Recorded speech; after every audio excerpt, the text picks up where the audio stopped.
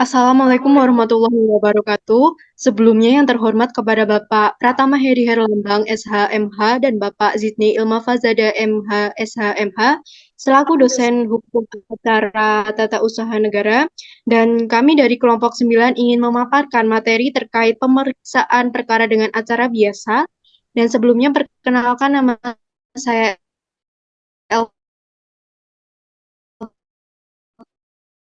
Elvana Agaruda LCC Suwanti dengan nomor absen 16 dan ada rekan saya silahkan.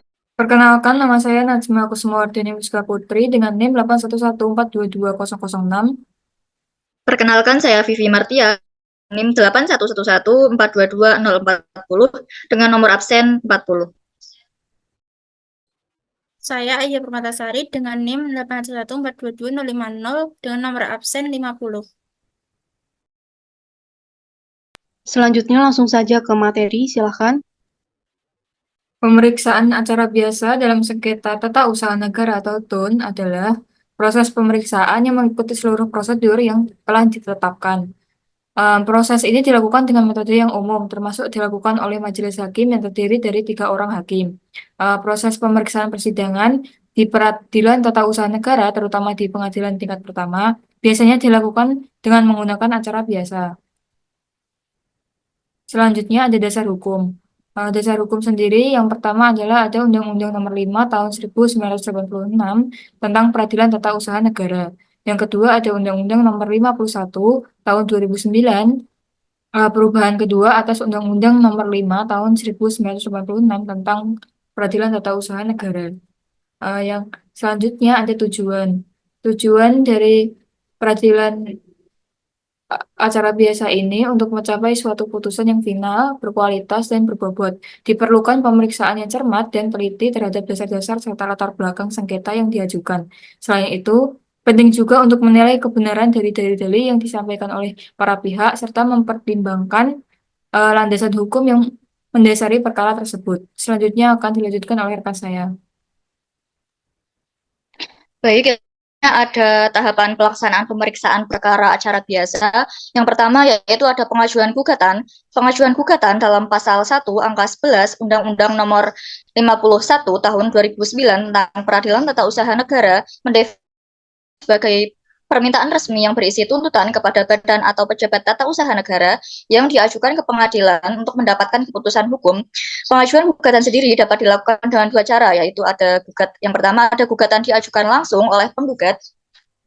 Gugatan yang dikirim secara oleh langsung penggugat diterima oleh panitera, namun penggugat perlu membayar biaya perkara uang perkara sebesar 50.000 sebagai dalam SEMA nomor 2 tahun 1991.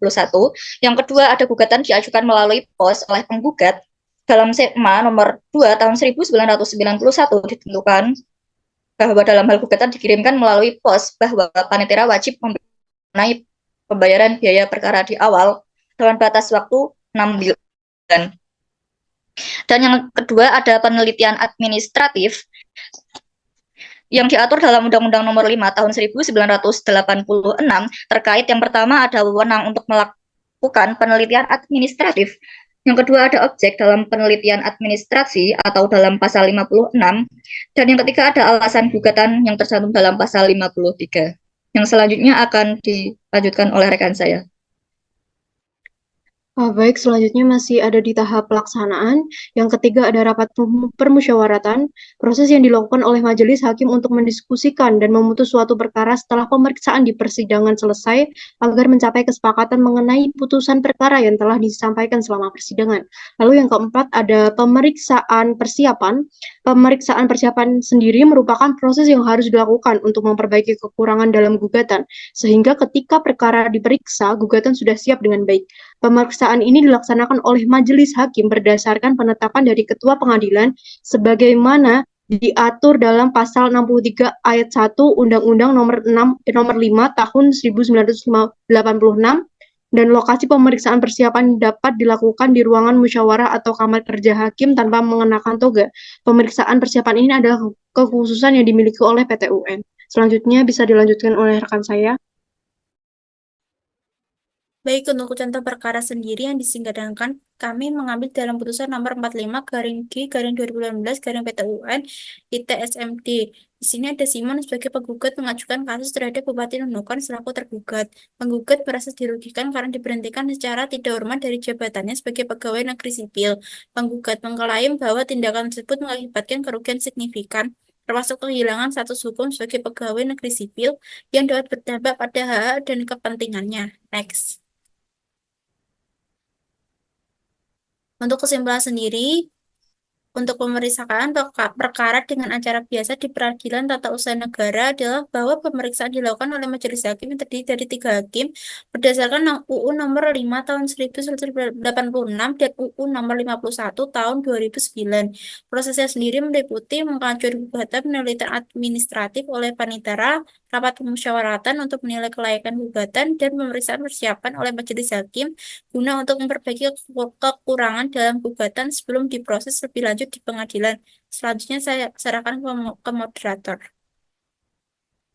Baik, mungkin itu saja yang bisa kami paparkan terkait pemeriksaan perkara dengan acara biasa. Mohon maaf jika ada kekurangan video yang telah kami buat. Saya akhiri. Wassalamualaikum warahmatullahi wabarakatuh. Terima kasih. Audio Jungle.